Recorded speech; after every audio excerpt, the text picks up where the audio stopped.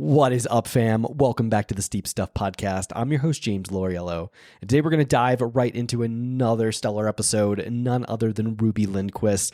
The North Face athlete is on the Steep Stuff Podcast. What a fun conversation. It was great getting to chat and get to know Ruby. It was really fun. We talked all about some of her races in the 2024 season, including the Mexico Sky Challenge, as well as the Minotaur Sky Race, where she had two absolutely spectacular races. We also talked about plans for 2025, including her entry into OCC that she's stoked on.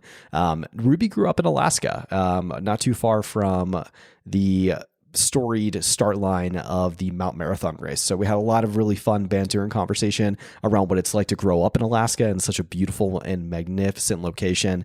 We also talked about her history with the Mount Marathon race and some of her finishes over the past few years. So definitely one of my favorite conversations. I really want to thank Ruby so much for coming on to chat. Looking forward to it being the first of many. So wishing Ruby the best of luck on her 2025 season. And without further ado, let's get into it. None other than Ruby Lindquist.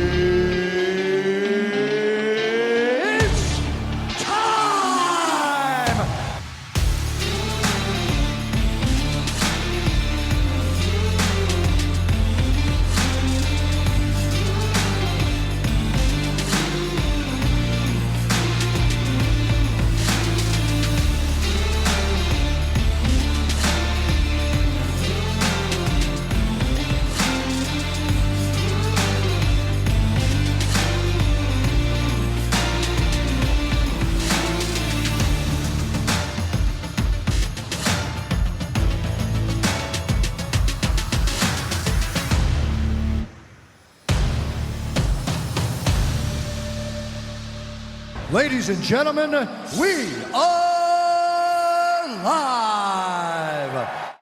Ruby Lindquist. It's Lindquist, right? Lindquist, yeah. Lindquist. Welcome to the Steep Stuff Podcast. How are you? Thank you. I'm great. Thank you for having me. Yeah, this is a great conversation. I'm so excited to finally sit and chat with you. Yeah, there's a lot to talk about. I mean, I'm obviously interested in the steep stuff. It's what we like to cover with this podcast. So you do a lot of that. So it works out pretty well. Awesome. Yeah. So do me a favor, if you wouldn't mind, introduce yourself and just maybe give like a little brief synopsis of your background. Yeah. My name is Ruby. I grew up in Alaska, just outside of Seward in a small town called Moose Pass. Population like 250. So pretty rural.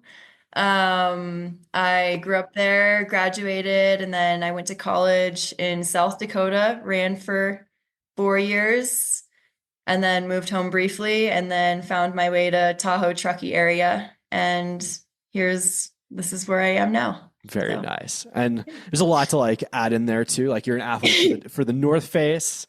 We can talk a little bit about that, but let's talk about your formative years. Like, how did you, growing up in Alaska, I feel like every person I've met like has this like really tough mountain DNA. Like every person I've met that's from up there or like lives like David Norris is a great example. Like the dude is David's rad. But there's so many of you guys that are just like, you come down to the lower 48 and you just whoop our asses at mountain running. So like what got you into mountain sports? I think from a super young age, my mom, she worked for the Forest Service, and basically her job was to like go and survey the trails, and she would like push a little measuring wheel and measure the trails, and we'd be out with like probably since I was like 4 or 5 years old, like backpacking and hiking with her, and it was not uncommon to go on like 4, 5, 6 day trips hiking like 7 to 10 miles a day as we were super, super young kids. Wow. And I'm well aware that's probably not normal. But yeah, it was just normal for us. My dad also had a float plane, and I remember there were days when we were super, super young, we'd like be out camping, and we'd like, he'd load us up in the plane on Monday for school, and he'd fly us like back to Moose Pass and we'd get off the plane and we'd just walk to school with our backpacks like smelling like campfire. I don't know. That's just how I grew up. I mean, we were outside probably more than we were inside, definitely, and probably more than we were at school at that point. That's Um, so crazy. yeah. So that's kind of where it started. Did you Um, start at a young age running and skiing as well, like Nordic skiing? I started skiing. Mm, I was super young when I started skiing. Probably like as soon as I could walk, they got me on like some little classic shuffler skis. But I definitely Nordiced long before I started running. I think I started running when I was in like fourth or fifth grade in elementary school. But yeah, I think the majority of, yeah, it was probably mostly skiing Wow. That's since I could walk. Yeah. That's crazy. And I've met so many Alaskans that are like fantastic athletes, but like ski, like I'd say specifically Nordic skiing is their first sport. And like that's what built their Yeah. enormous aerobic engine Yeah. before they got into like there's a great example, David Norris again. Yeah. Yeah. uh, David's awesome. yeah. Yeah. I think, and in Alaska, there's ski trails just connecting everything. I mean, in Anchorage, um, there's ski trails connecting the entire city. So it's so normal to, ski to work, ski home, ski to wherever you want to go. It's just kind of something that we do there. So That's so it's pretty awesome to grow up like that. Now, how far is Moose Pass from Seward? Is it like kind of right there, or is it like within like the general metropolitan area? Like, is it pretty close or? It's about like 25 miles. So it Okay. usually takes, like a half an hour or so. So for the audience then that are not aware, Seward is like one of the meccas of mountain running in the world. Like it's Yeah, where Mount Marathon, yeah, Seward's awesome. where Mount Marathon is held. Now you have obviously a substantial like history with that race. So like from a Yeah. young age, like were you just aware of Mount Marathon? Like how did that work? Yeah. Mount Marathon's been there forever. And I don't know. It's just, it goes from, we have a town of 6,000 normally, and it's been up to like during Mount Marathon season, like 50,000, 40,000, 50,000. I might be butchering the numbers, but something like that.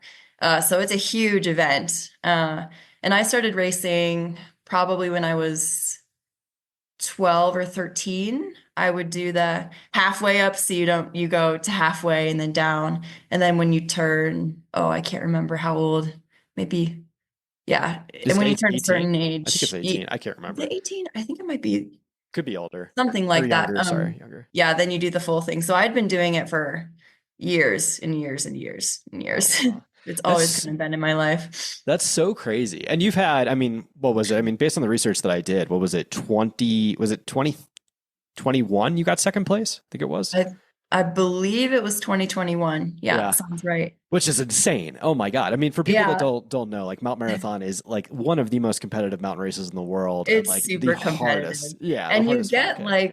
you get the people that win are usually it's not just, you're a good climber. You have to be a super, super good technical descender.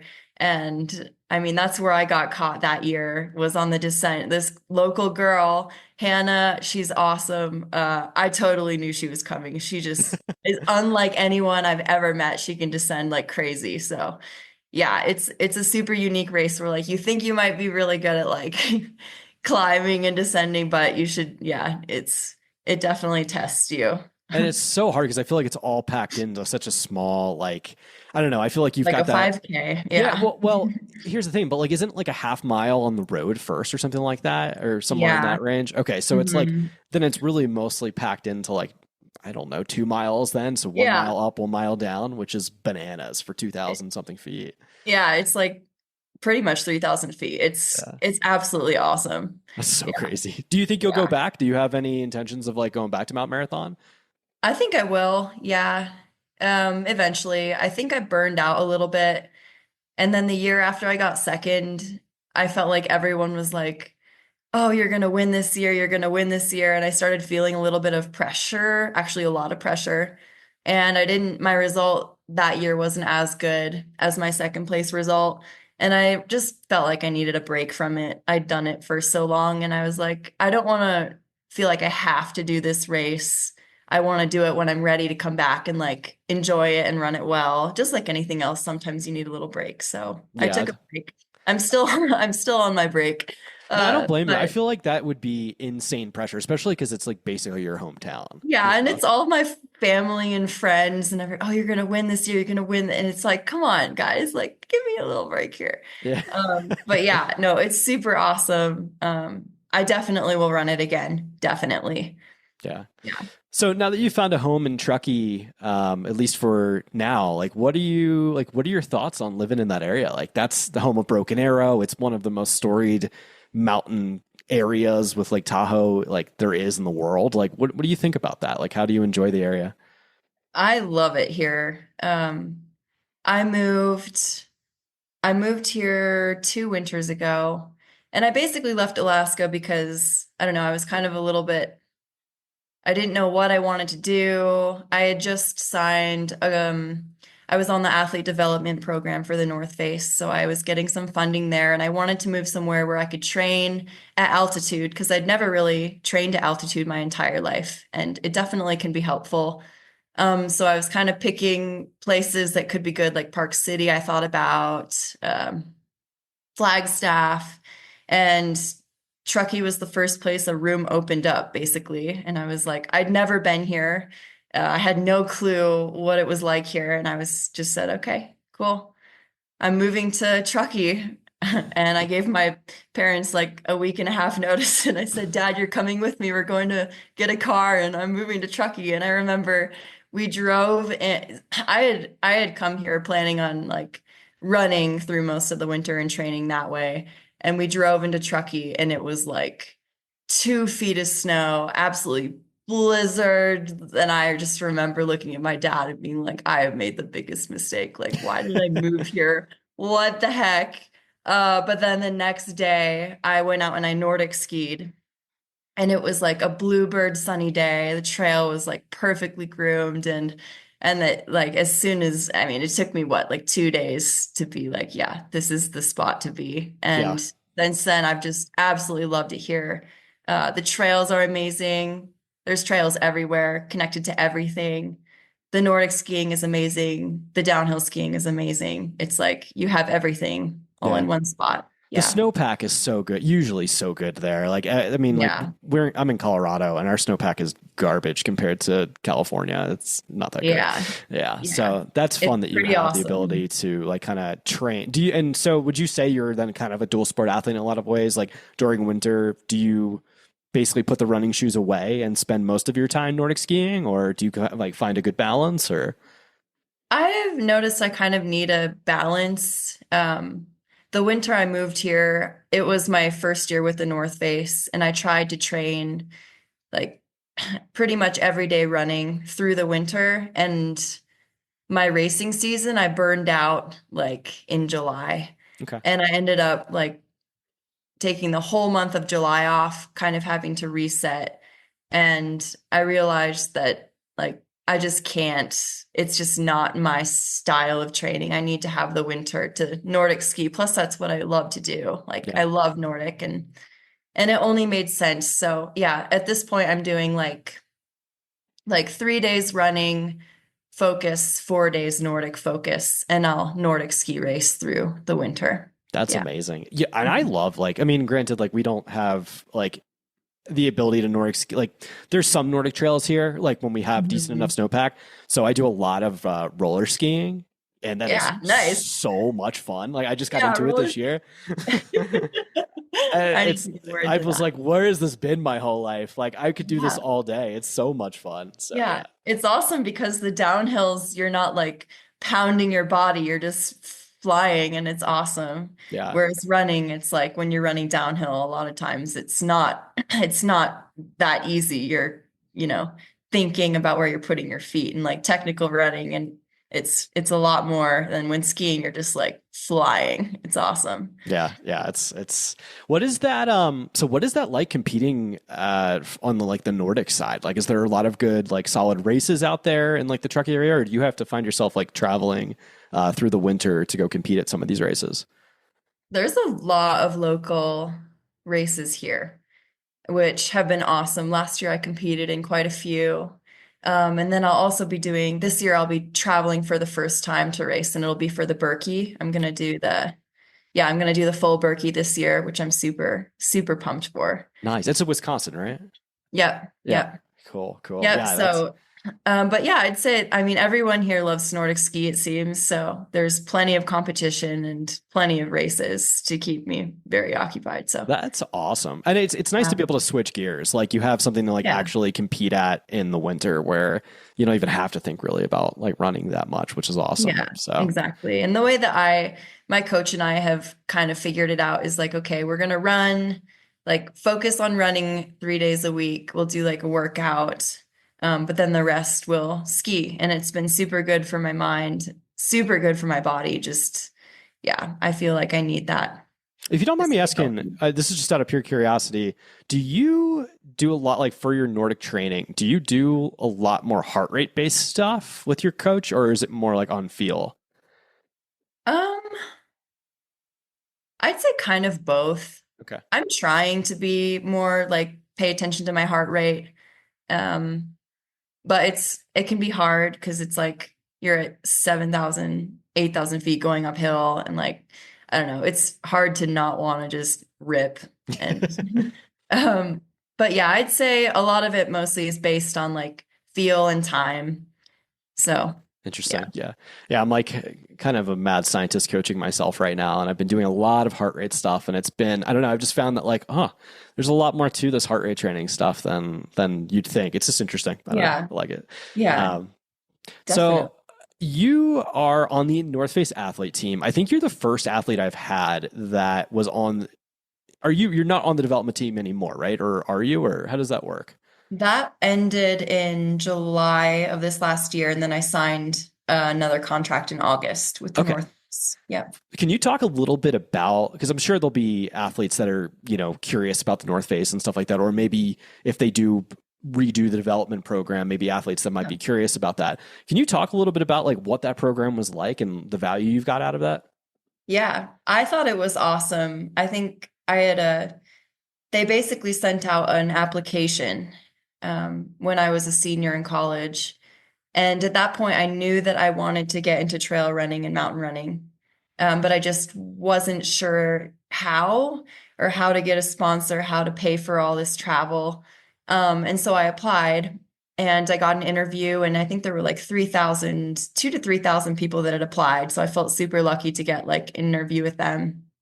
And it ended up being the perfect transition, I think, from collegiate running to professional running, because first of all, I was around, I think there were 3 or 4 runners, and then we had skiers, we had mountaineers, we had, pretty much all the sports the North Face sponsored. So I was around kids that were all similar minded. Everyone was just stoked. Everyone kind of wanted to go pro, but didn't, it kind of just like bridged that gap between, collegiate running and professional that I needed. I think it would have been a lot tougher to try to go pro immediately. And it was just we got connected to a bunch of awesome people. We kind of learned about what it means to be a professional athlete, the requirements of being a professional athlete. We got together a couple times. But I think what I got out of it that was the most valuable was probably just the community and connections, not just with other runners, but with the skiers and the mountaineers. And like, I remember when we first met up, I met like, who was there? Eric Leone was there. And, just all these awesome people that I've just heard about and idolized for years. And they were just there trying to support us. And it was just such an awesome community. So the program was awesome. I definitely towards the end was kind of feeling like, all right, I'm ready to take the next step, and I'm ready to sign like an actual, like legitimate professional contract. So I just think it bridged the gap really well. Yeah, that's amazing. And so you just recently signed your North Face contract then, right? For professionally? Yep. It was back in, I believe, August. Wow. Could you talk a little bit about that experience? Like, did you I think this is something that's really interesting to me. as a professional athlete, I think it's not talked about that much, is going to the negotiating table and talking to different brands and like presenting Yeah. yourself or talking about like, and like really selling yourself in a lot of ways. Like some brands, it's easy. They'll just come to you, especially for someone like you, Yeah. for instance. I would imagine they'll probably be like, "Hey, Ruby, like we love you, you know, like come back," right? But like there's a lot more that goes into it, right? Could you talk maybe a little bit about that experience? Yeah. When I first started kind of looking around and talking to brands, it was like, okay, I don't want to be a road runner. I don't want to be like I'm a big mountain runner. That's like what I love. I love big mountains and I love that kind of style. So it was kind of like what brands fit into my style and like the goals and values that I have. And like for me, Nordic skiing is a huge part of my training and my life as well. So what brands could support both. Um, and there were a couple I talked to. I mean, I don't know. I've always felt supported by the North Face, and there wasn't much of a doubt in my mind that that's who I wanted to stay with. I just feel like I've built a community and a team.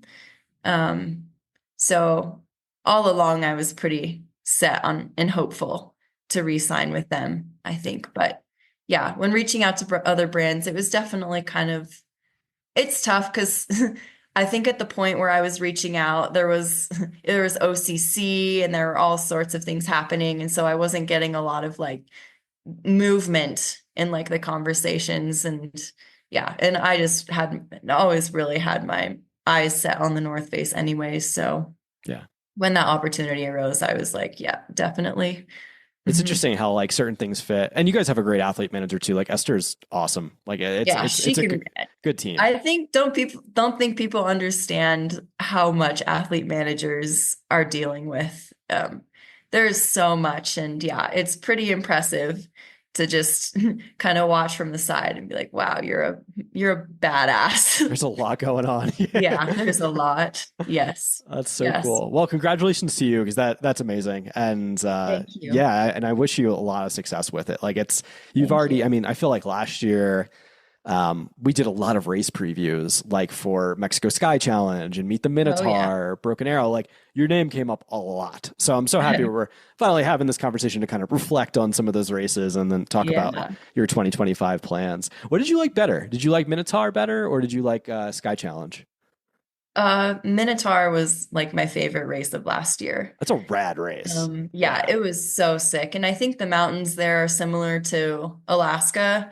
So I kind of felt almost at home in those mountains. And the Sky Challenge in Mexico, it was pretty brutal. It was like 100 degrees and there wasn't a lot of actual trail. You were kind of bushwhacking a lot of it. And it was an absolutely brutal race. Probably the hardest race I've ever run. It was like, yeah, it was Oh brutal. wow, that's crazy. Yeah, but Uh, the one in Canada was awesome. Minotaur was just the community. I just totally vibed with that race. And it was, I mean, I wouldn't say it was like the most technical race ever, but it was a lot of ridge running where, you're not really running, you're basically like just scrambling along these ridges and you have these awesome views. It was just, yeah, it was pretty awesome. Everyone that I've talked to has told me that it's truly like one of the most beautiful courses they've ever been on. Like Yeah. it's crazy. So I would go back there in a heartbeat. yeah, Yeah. it's on the list. What are you thinking for 2025? Do you think you'll be doing or I know you're signed up for Broken Arrow. That's a different kind of a Mhm. different conversation, but is it the same weekend as Minotaur this year? I don't think so. It Is is. it really? Oh, I'm pretty sure it's the same week. Yeah, I just looked at that a couple days ago. So I am going to do Broken Arrow. I'm going to do the 50K. So I won't be able to do Minotaur this year. that's Um, it's both a bummer but also really exciting because of yeah. what Broken Arrow represents because that's going to be kind of a selection, well, definitely a selection race Yeah. this year for Mhm. Worlds. Is that something you Yeah. have your eye on as potentially a world spot or? I think if it happened, that's awesome. I wouldn't say I'm going into it like this is my main goal to get a world's qualifier, but I think my goal is to race as hard as I can. I mean, it's where I'm living right now. I have access to these trails all the time. So I have a huge advantage being able to train out there like as much as I want. And I think it could be just, I don't know, I have a lot of friends coming to race and it's just going to be a great time. So I'm super, super excited for that race. So that's a wild weekend. I mean, Yeah. And we have the, what was it? 26Ks, the Golden Trail again this year. It's going to be pretty wild. VK will be the selection race for the Ascent as well, which is like, it's going to be bananas weekend. Like it's going to be, everybody will be out there. So it's going to be fun. It's going to be wild. It's super fun. Yeah. What else do you have on your like plans for 2025? I'm going to go to race the Ultra Trail Mount Fuji Kai, which is the 70K in Japan in April. Nice. That's going to be my first 70K ever and my longest race. And I think with the type of training I'm doing this winter on skis, just a lot of aerobic volume, I think that it could translate really well. So I'll have a couple months to prepare for that after my Nordic skiing season is over, which I think it'll work out really nicely. So I'm going to go there and do that. I'm planning on Broken Arrow. I want to throw in some Cirque Series races this year. Okay. I love the Cirque Series. I've only really done one, which was Alyeska. I did it a few times. But I just think Julian and everything that he's doing and the races themselves are so rad and they're legitimate. Like I think in the US, it's hard to find like legit mountain running races. A lot of the races we have are like very runnable besides like the Rut. Yeah. It's also an awesome race, but yeah, I want to throw in a couple of those this year. And then August, I'll race OCC. Okay. I got a qualifier for that from Speedgoat last year. And then everything else is kind of to be decided. Yeah, whatever. I'm leaning more into what I get stoked on, less like feeling like I have to do something. So if something's just not stoking the fire, I'm just... Don't do it. Yeah, exactly. I think that I perform better when I'm stoked on a race. I train better leading up to it. I think it's all connected like that. And yeah, so I'm just kind of trying to pick races that are, that the North Face also wants me to do, but that I'm inspired by and actually want to do. Isn't it a crazy difference when you're getting ready for an event that like you're genuinely excited for versus one that you're like, I feel like I have to do this? It's like night and day. Yes, absolutely. It's I kind of lucked out this year because like I'll be doing most of the Cirque Series, as many of them as I can. Oh, that's right. Laspo is the new Cirque sponsor. Yeah, which is super exciting. I think that I couldn't have. That's a perfect partnership, I think. Yeah. Well, for me, I'm like, perfect. Like this is what I did last summer. So I was like, might as well go do it again. And there's a lot of new, like what I'm excited for is there's a lot more like new courses this year. Like there's some courses in the Northeast, which will be fun. Obviously, Alyeska, I'll go to. My favorite course is when is the Alyeska one? Is that in July? Yeah, it's July 20. It's either 26th or 28th. I think I'm going to try to be home for that one. Do it. Yeah. Actually, I have a serious question for you. As someone that has done both Alyeska and Mount Marathon, two very different races, what course do you like better? Well, I personally would probably... If I were to go out on like my own little hike and adventure, I would much rather go to Girdwood and do that course. Mount Marathon's awesome. I'm not putting it down by any means, but Girdwood is like one of the coolest places ever. And there's a lot of more running on a ridge on the Cirque Series course, and you see the view of the ocean, and I guess both spots you see a view of the ocean.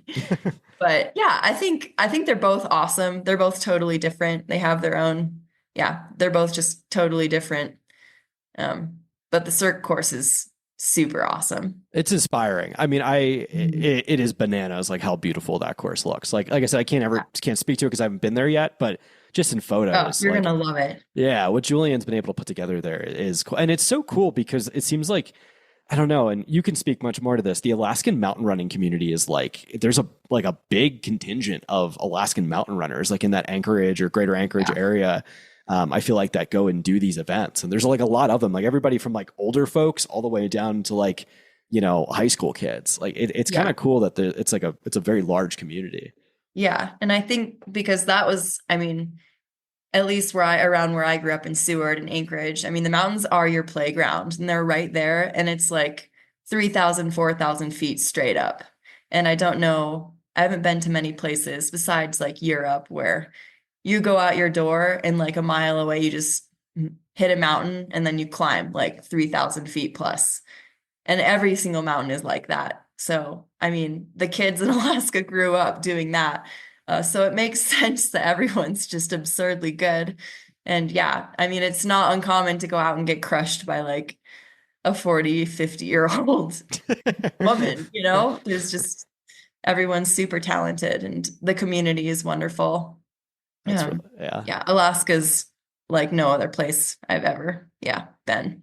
It is. Yeah. I'm so excited it's crazy. I feel like because I've never been there. I'm just excited to see something new. Like last summer, I got on out to like Montana and Wyoming and did just most of the Cirque Series races or a lot of racing in general, like in the Mountain West. And I was like, man, like I got to get out of my bubble of Colorado because it does become a little bit of a bubble and you realize that there's just so much more to it. Like there's some wild Colorado's places. awesome too, though. Yeah, it's cool. There's lots of good stuff there. There is. It's a crazy fun place, but it's just crazy how big the West is and just like how much there is to do. Like there's a lot of mountains and a lot of places like Wyoming. I would actually suggest to you, if you haven't been yet to Grand Targhee, that's a Cirque Series race that's dope just because you got Teton National Park to go run around in. Yeah, I'd love that. Yeah. I need to look more into that, but yeah, the Cirque races, they've hit a lot of the coolest resorts in the US. And I think, kind of doing a few of those would be really, really awesome this year. Julian's awesome. What did you think of the Rut? I haven't been there yet. I know that's like a big North Face gathering where like all the athletes go out. Like, how is that? Like, I hear that's like an amazing event too. The Rut is wonderful. The Rut was my first, besides Mount Marathon, the Rut was kind of my first longer mountain race. It was my first race after I'd gotten on the athlete development program, and just the experience it's amazing. You have, and the Rut is, I mean, it's a super technical, very sky runner-esque race, which you don't find many of in the US, but yeah, awesome community. It's a wonderful race. I highly recommend it to pretty much anybody because just the environment and everything is awesome. You can finish the race and go and get like a little Rut tattoo after, like in a tent. It's pretty cool. Yeah. It was kind of my introduction to longer mountain racing and definitely the best introduction I could have had. Oh yeah. Left a great impression. I think it's like the biggest mountain race in the country. If not, I mean, it's got to be up there between Broken Arrow. I would not be Rut. shocked. Yeah, I would not be shocked. Yeah, it's crazy. We need more mountain races. Like, I feel like we need some more quality, solid, like big burly, like, because Broken Arrow is great, lots of vertical gain, but it's fast. It's a fast race, right? I feel like the Super Rut fast. is like proper mountain running where it's punch you in the face hard. Like one of my best friends, shout out to Nick Tusa, he ran the 28K last year, and he's top of the food chain athlete, like really, really good. And I was very surprised by how hard he said it was. Like, he says, like, that's the hardest race I've ever done. So, interesting. Yeah. No, I agree. I think I'm more drawn to races that are way gnarlier and more technical than like go out and run as hard as you can for a 23K and like it's all runnable. I don't know. I'm just very drawn towards like longer, more suffering, like up on a ridge. Like, those are my style for sure. Do you think, because especially now, like you've talked about Mount Fuji, you've talked about OCC, do you think some of the longer stuff will probably be in your future, like a CCC or something like that down the line? Yeah, definitely. I think while I still have some speed like in me, I think it'd be good to do a lot of the shorter stuff and just see how I do. Like OCC, for example, is a great test of like, what you're capable of speed wise. And just with that group of competition, it's going to be awesome just to see. But yeah, I definitely think eventually I'll transition to, 50 to 100K. And then I definitely want to go longer than that.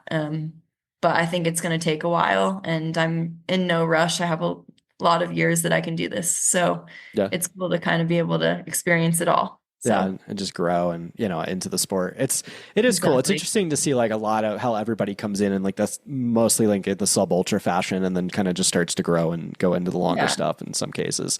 Yeah. And I think after, like, especially after collegiate running, it would make no sense to go from, running a mile in the steeplechase to like 50 to 100 miles. It makes much more sense. Well, you have the speed just to do like 30K and under it's really, it's a good transition. Were you a steepler in college?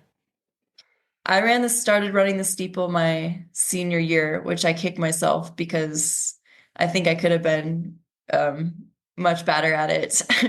I made a national meet my senior year in the steeple with a coach that I'd only had for a year, and I just wish I'd had more time with that coach at that event. But yeah, for what it was worth, I love the steeple. It's so interesting how like the steeple has produced some of the best trail runners in the world. Like Max Yeah, King that's was a true. steepler and like Oh yeah. Joe Gray was a steepler. Yeah, it's interesting. Like the ones who stick with it or like get into it, like I don't know what it is, if it's like just different leg path. I don't know like what the Steeple's biomechanics super are. hard. Yeah, it is. It's crazy. Steeple is brutally hard. Yeah, I don't know. I'm kind of glad those days are over because that was brutal. Yeah, what was it like going to college in South Dakota? Like it's a different place. Like that's Yeah, out it's there. very. I went to school at Black Hills State. We were Division II.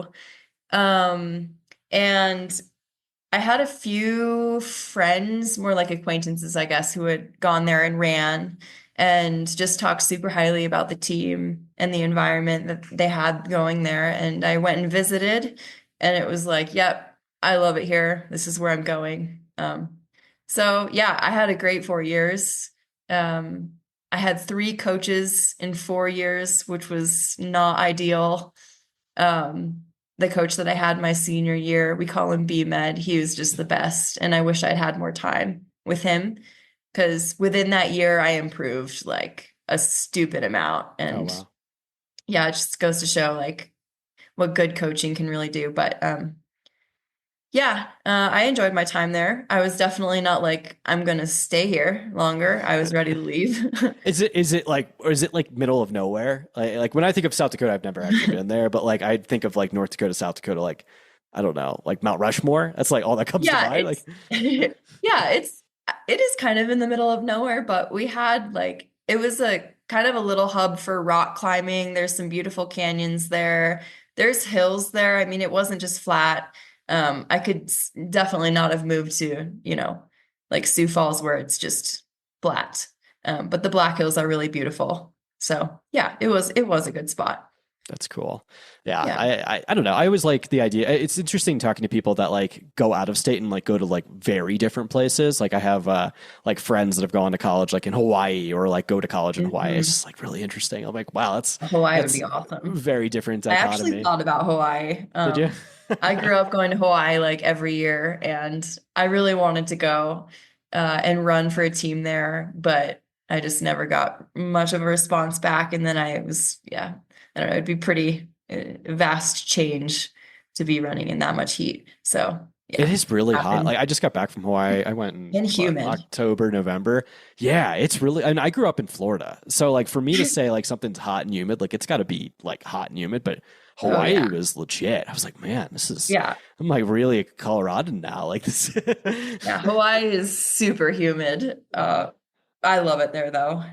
Good trails. I mean, there's some good trails at least. Maui, where I went, like it was all right. Like I don't know, but from everybody shows me all these like awesome volcanic trails, and I'm like, oh man, I really missed Yeah. out. Like, Yeah, I grew up going to Oahu like every year. At one point, we were there for like 2 or 3 months. I can't remember. We kind of like lived out there for a while. But Oahu is where we would go in the North Shore, and yeah, the it's not. trails out there are insane. It's like not a bad plane ride from Alaska either. Like I feel like that's No, we had a pretty direct easy. flight at one point in time. It was just a direct flight from Alaska. I don't know if they have that anymore, but it was like the coolest thing ever. So I know you go from like the frozen tundra and the frozen yeah, mountains.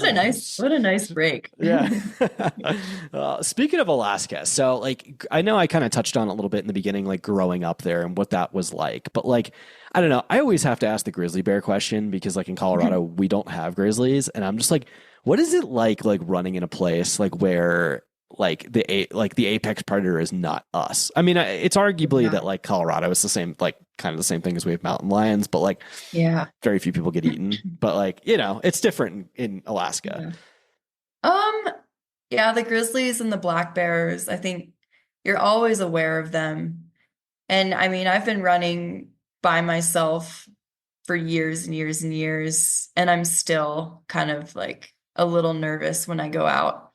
I always have a bear spray in my running vest. I pretty much take that with me everywhere when I'm running at home. And I don't know, it's like you can only control what you can control. And if you run into a bear, I mean, you're kind of taught what to do, what not to do. And I mean, there's not much else you can do That's true. besides hope that you don't surprise one. And yeah, but I think, I mean, it's their home too.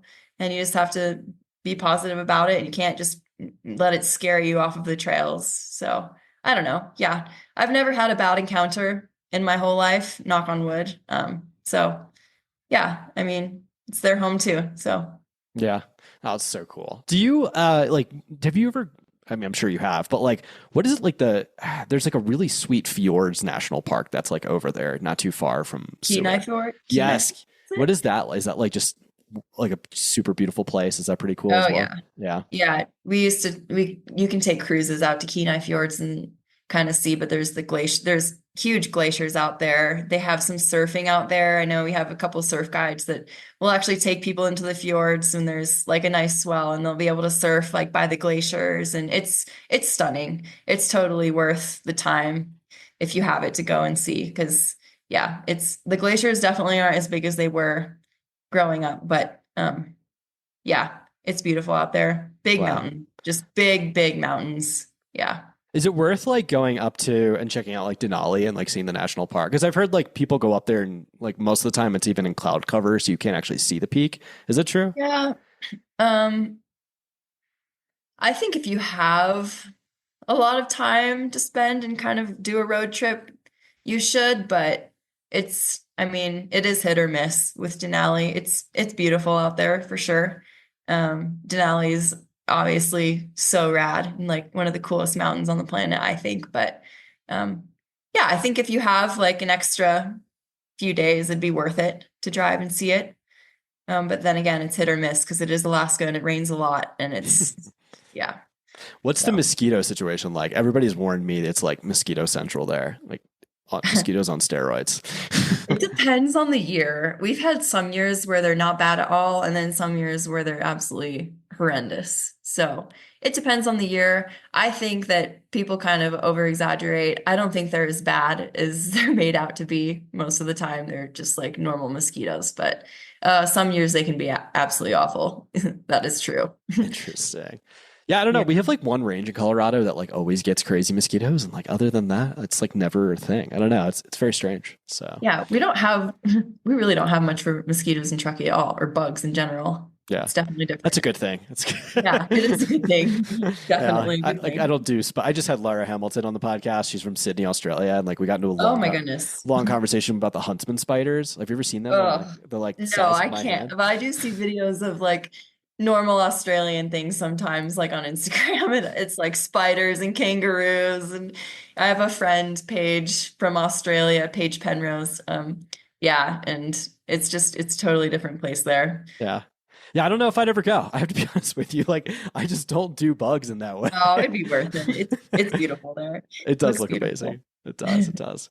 All right, let's pivot back to, I want to talk to you about OCC because that just seems like Yeah. such a amazing opportunity and just like something I would be so excited to go race. Like Yeah.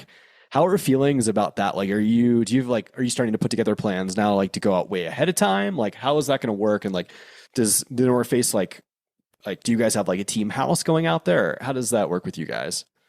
Yeah, I know we have a good group of the North Face going.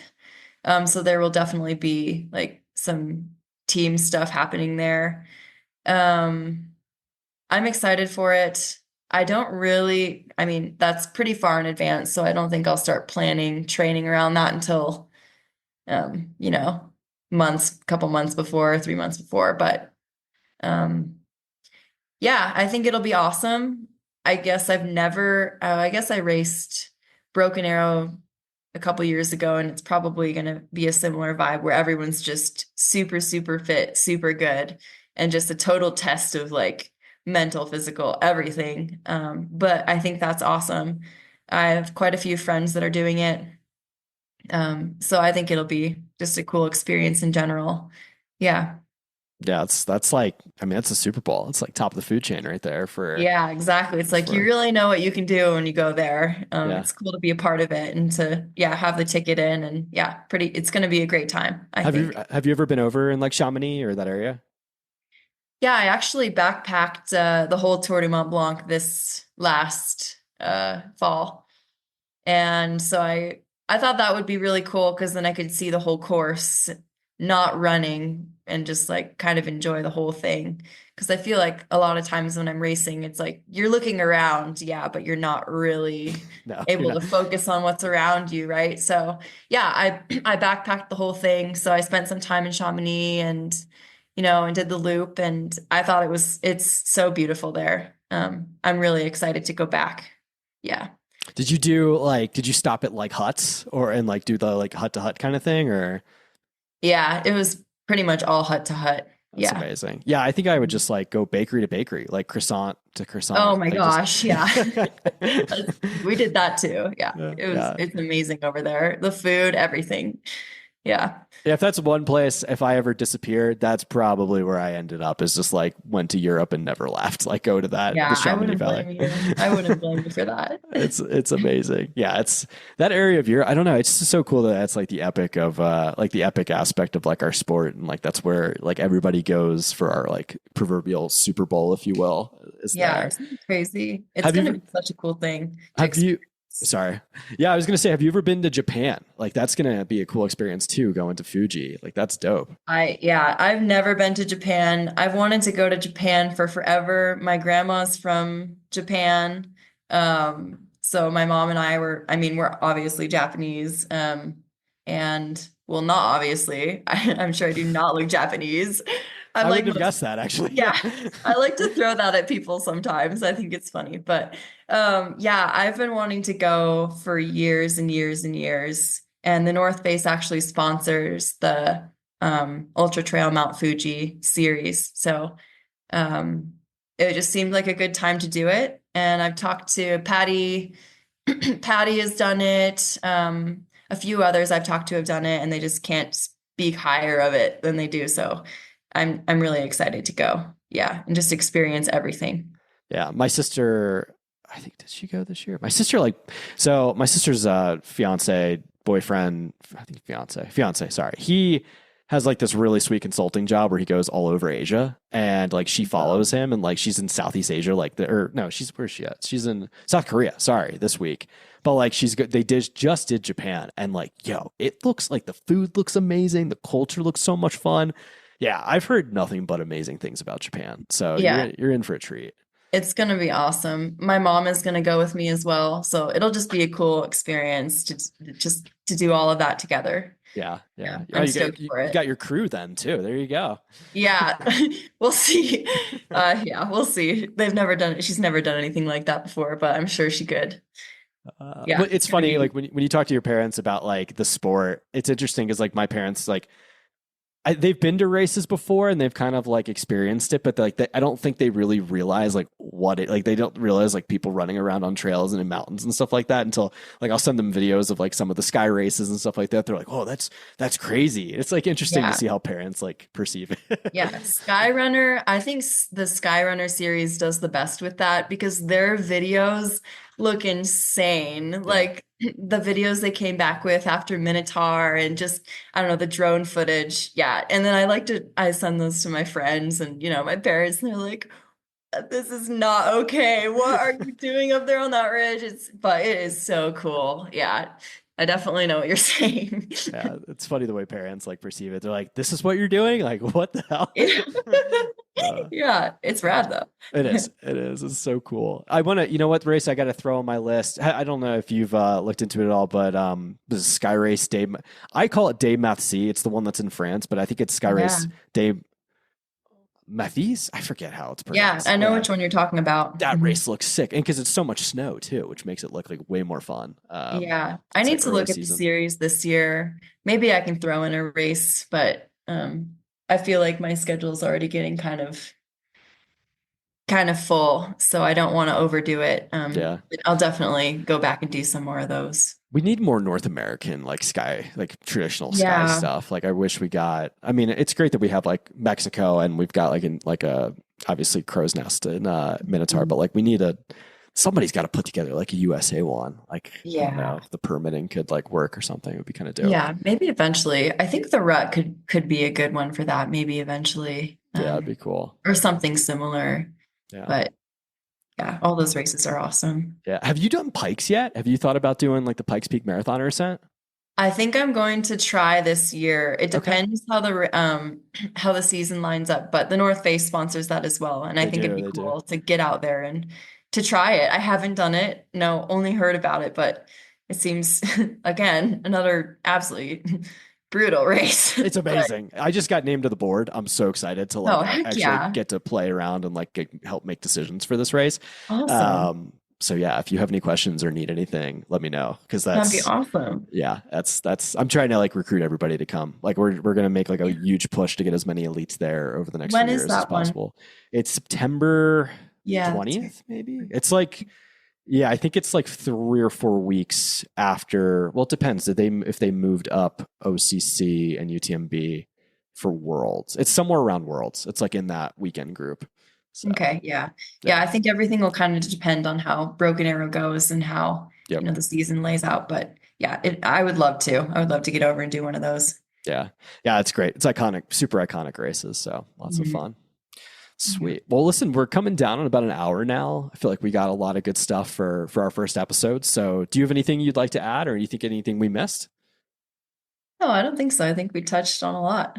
That was awesome. Yeah. Thank you. Yeah, no, thank you. I really want to say thanks so much for coming on. I'm going to get this out in the next like week or so. And I think Friday of next week, we'll get this out. So I really appreciate it. And thank you for letting me help tell your story. And looking forward to a big 2025. Yeah, it's going to be awesome. Well, hopefully we'll see you out there and meet in person finally. Definitely. Well, thanks so much, Ruby. Yeah, have a good one. What'd you guys think? Oh man, what a fun conversation. It was great finally getting to meet Ruby and just learn about her background and just have a chat. It was a really fun conversation. Really appreciated her coming on the podcast, and I want to wish her the absolute best of luck in her 2025 season. Guys, before we get going, hop on Instagram. Let's get Ruby some follows. You can find her at Ruby_Lindquist, LINDQUIST on Instagram. Hop on, give her a follow, and send her a DM. Let her know what you guys thought about the episode, and send her some words of encouragement with all the really exciting races that she has on the docket for 2025. All right, guys. Well, I really appreciate it. Thanks so much for tuning in this week. If you guys really enjoy these episodes, if you wouldn't mind doing me a gigantic favor, 5-star rating and review on Spotify and Apple would absolutely be amazing. That's how we can get this episode out, as well as continue to cover the great sport of trail and sub-ultra mountain running. And guys, really appreciate it. As well as if you did enjoy this episode, please give it a share on Instagram as well. Guys, have a great rest of your week, and lots of really exciting announcements coming around the pipeline for 2025.